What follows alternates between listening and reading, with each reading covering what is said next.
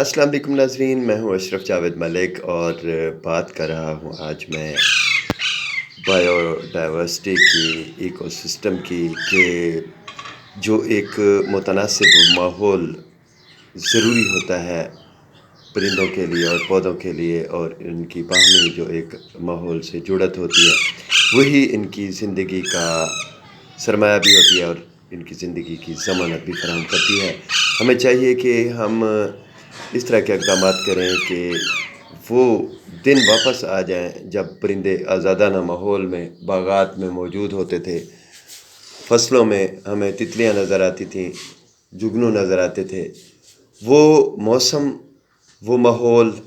اب ایک خواب سا بن گیا ہے، اور حکومتی سطح پر پرندے، خاص طور پر نایاب ہو جانے والے پرندوں کی افزائش نسل انتہائی ضروری ہے، اور اسے اس طرح سے فروغ دیا جا سکتا ہے کہ ہم گھروں میں فارمز بنائیں پرندوں کے،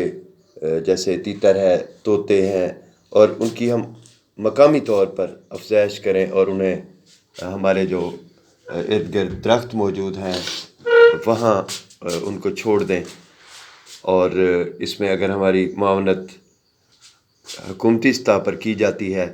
تو یہ بہتر ہوگا۔ ہمیں طوطے اور دوسرے پرندے ویسے ہی دکھائی دیں گے جیسے پہلے جو نسلیں تھیں، انہیں ایک قدرتی ماحول میں یہ پرندے نظر آتے تھے اور وہ ان کی آوازیں سنا کرتے تھے۔ ناظرین، فطرت کے جتنے بھی رنگ ہیں ان پرندوں اور پودوں کی آوازوں سے آباد ہوتے ہیں، اور ہماری فطرت میں بھی ان آوازوں کے سماعت کرنے کو رکھا گیا ہے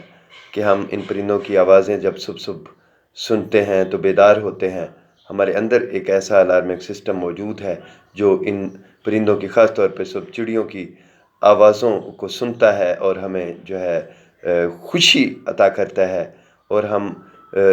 رات کی جتنی بھی تھکن ہے وہ ختم کر چکے ہوتے ہیں نیند کے ذریعے سے، اور جو سستی ہماری ذات کے اندر موجود ہوتی ہے وہ خود بخود ختم ہو جاتی ہے جب ہم ان چڑیوں کی آوازیں سنتے ہیں، خوبصورت پرندوں کی آوازیں سنتے ہیں، تو خود سے ہی ہم صبح بیدار ہو جاتے ہیں۔ تو ضرورت اس امر کی ہے کہ ہم باغات میں زہر کا چھڑکاؤ نہ کریں تاکہ وہاں پودے اور دوسری جو زندہ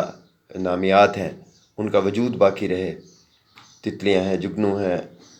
اور پھولوں کے ساتھ جتنی اور بھی اللہ تعالیٰ کی بنائی ہوئی پروں والی پردار مخلوقات ہیں، جیسے پرندے ہیں، ہم ان کی افزائش کر سکتے ہیں۔ گھروں میں اگر ہم انہیں پالتے ہیں ذاتی طور پر، کاروباری سطح پر، تو یہ عمل تو جاری ہے، گھروں میں ان پرندوں کو ہم قید کر دیتے ہیں، لیکن وہ فطری اور آزادانہ ماحول وقت کی ضرورت ہے جو ناپید ہو چکا ہے، اور ہم 7,000 سے 15,000 کا جو ہے ایک طوطا پالتے ہیں، اسے بیچتے ہیں، ٹھیک ہے، ہم اپنا پیٹ بھرتے ہیں، معاشی طور پر تو ہم خود کفالت حاصل کر سکتے ہیں اس طرح کے کام سے، لیکن مالی سطح پر اگر حکومت یا محکمہ جو جنگلی حیات ہے وہ تعاون کرتے ہیں اور ان کے پالنے میں کسانوں کی معاونت کرتے ہیں، کاشتکاروں کی، یا ان لوگوں کی، ان حضرات کی جو گھروں میں ان کی افزائش کرتے ہیں پرندوں اور دوسری جو چڑیاں ہیں ان کی، تو اس عمل کو فروغ دیا جا سکتا ہے۔ دعا میں یاد رکھیے گا۔ اللہ حافظ۔